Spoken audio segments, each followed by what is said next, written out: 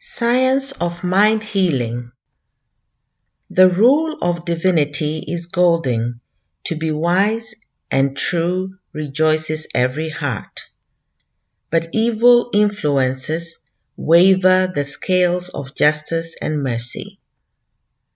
No personal considerations should allow any root of bitterness to spring up between Christian Scientists, nor cause any misapprehension as to the motives of others. We must love our enemies and continue to do so unto the end.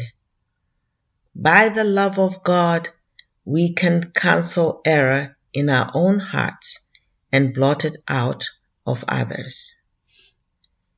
Sooner or later, the eyes of sinful mortals must be opened to see every error they possess and the way out of it, and they will flee as a bird to your mountain, away from the enemy of sinning sense, stubborn will, and every imperfection in the land of Sodom, and find rescue and refuge in truth and love.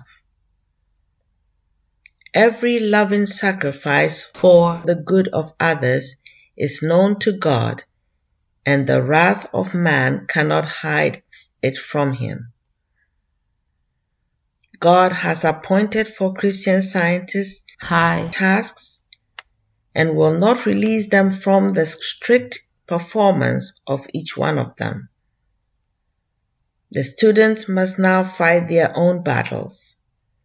I recommend that scientists draw no lines whatever between one person and another, but think, speak, teach, and write the truth of Christian Science without reference to right or wrong personality in this field of labor. Leave the distinctions of individual character and the discriminations and guidance thereof to the Father, whose wisdom is unerring and whose love is universal. We should endeavor to be long-suffering, faithful, and charitable with all. To this small effort, let us add one more privilege, namely, silence whenever it can substitute censure. Avoid voicing error, but utter the truth of God and the beauty of holiness, the joy of love, and the peace of God that passeth all understanding, recommending to all men fellowship in the bonds of Christ. Advise students to rebuke each other always in love, as I have rebuked them. Having discharged this duty, counsel each other to work out his own salvation without fear or doubt, knowing that God will make the wrath of man to praise him, and that the remainder thereof he will restrain. We can rejoice that every germ of goodness will at last struggle into freedom and greatness, and every sin will so punish itself that it will bow down to the commandments of Christ, truth, and love.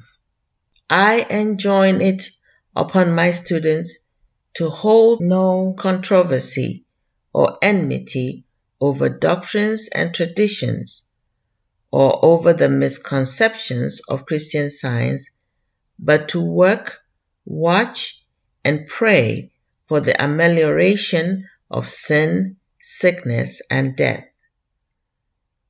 If one be found who is too blind for instruction, no longer cast your pearls before this state of mortal mind, lest it turn and rend you, but quietly, with benediction and hope, let the unwise pass by, while you walk on in equanimity, and with increased power, patience, and understanding gained from your forbearance.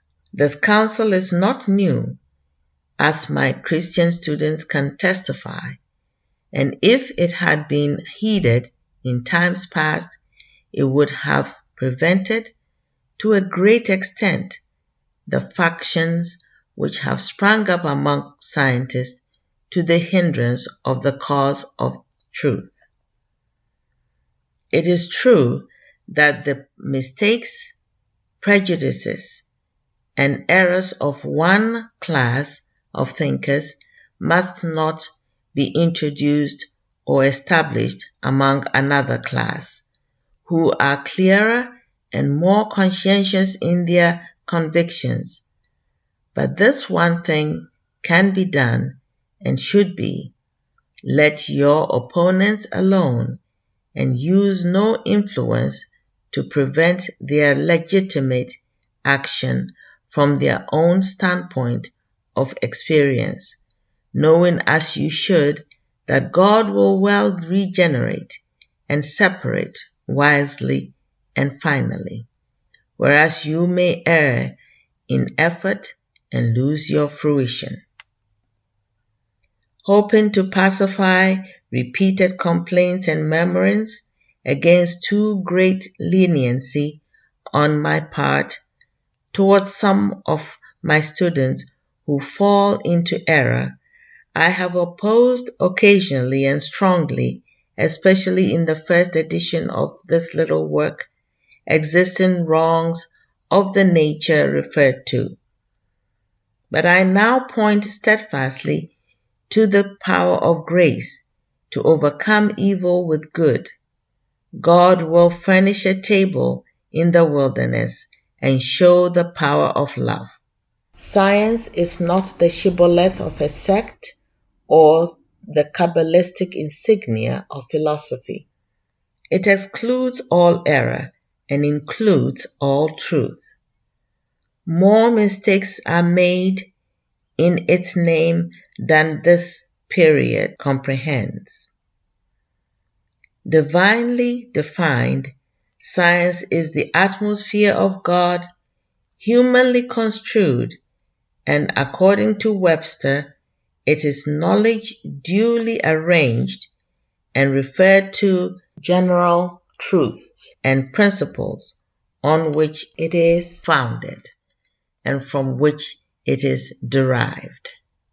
I employ this all-filled word in both a divine and human sense, but I insist that Christian Science is demonstrably as true relative to the unseen verities of being as any proof that can be given of the completeness of science.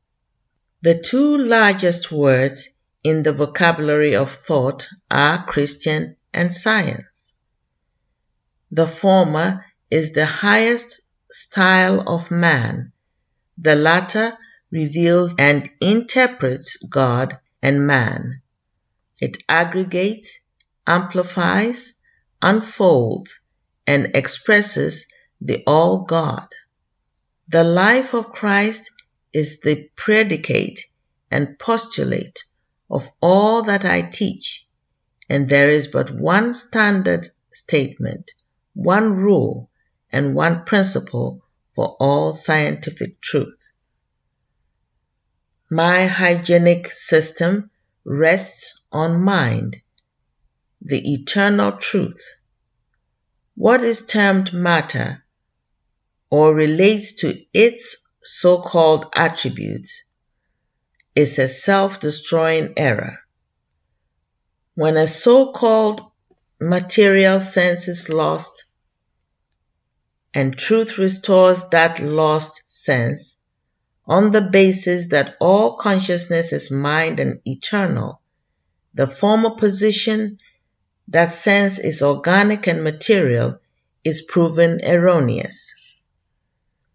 The feasibility and immobility of Christian Science unveil the true idea, namely, that Earth's discords have not the reality of mind in the science of being, and this idea dematerializing and spiritualizing mortals turns like the needle to the pole all hope and faith to God, based as it is on His omnipotence and omnipresence. Eternal harmony, perpetuity, and perfection constitute the phenomena of being, governed by the immutable and eternal laws of God, whereas matter and human will, intellect, desire, and fear are not the creators, controllers, nor destroyers of life or its harmonies. Man has an immortal soul, a divine principle, and an eternal being. Man has perpetual individuality, and God's laws and their intelligent and harmonious action constitute his individuality in the science of soul. In its literary expression, my system of Christian metaphysics is hampered by material terms, which must be used to indicate thoughts that are to be understood metaphysically. As a science, this system is held back by the common ignorance of what it is and what it does, and worse still, by those who come falsely in its name. To be appreciated, science must be understood and conscientiously introduced. If the Bible and science and health had the place in schools of learning that physiology occupies, they would revolutionize and reform the world through the power of Christ. It is true that it requires more study to understand and demonstrate what these works teach than to learn theology, physiology, or physics, because they teach divine science with fixed principle, given rule, and unmistakable proof. Ancient and modern human philosophy are inadequate to grasp the principle of Christian science or to demonstrate it. Revelation shows this principle and will rescue reason from the thrall of error. Revelation must subdue the sophistry of intellect and spiritualize consciousness with the dictum and the demonstration of truth and love. Christian Science mind healing can only be gained by working from a purely Christian standpoint. Then it heals the sick and exalts the race. The essence of this science is right thinking and right acting, leading us to see spirituality and to be spiritual, to understand and to demonstrate God. The Massachusetts Metaphysical College and Church of Christ scientists in Boston were the outgrowth of the author's religious experience. After a lifetime of orthodoxy on the platform of doctrines, rites, and ceremonies, it became a sacred duty for her to impart to others this new old knowledge of God. The same affection, desire, and motives which have stimulated true Christianity in all ages and given impulse to goodness in or out of the church have nerved her purpose to build on the newborn conception of the Christ, as Jesus declared himself, namely, the way, the truth, and the life. Living a true life, casting out evil, healing the sick, and preaching the gospel of truth, these are the ends of Christianity. This divine way impels a spiritualization of thought and method beyond doctrine and ritual, and in nothing else has she departed from the old landmarks. The unveiled spiritual signification of the word so enlarges our sense of God that it makes both sense and soul, man and life, immaterial, though still individual. It removes all limits from divine power. God must be found all instead of a part of being, and man the reflection of his power and goodness. This science rebukes sin with its own nothingness, and thus destroys sin quickly and utterly. It makes disease unreal, and this heals it.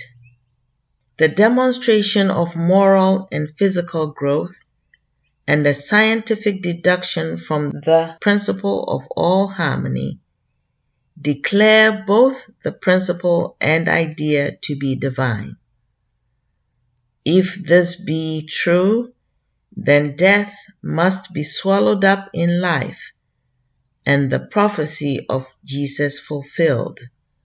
Whosoever liveth and believeth in me shall never die. Though centuries passed after those words were originally uttered, before this reappearing of truth, and though the hiatus be longer still before that saying is demonstrated in life that knows no death, the declaration is nevertheless true and remains a clear and profound deduction from Christian science.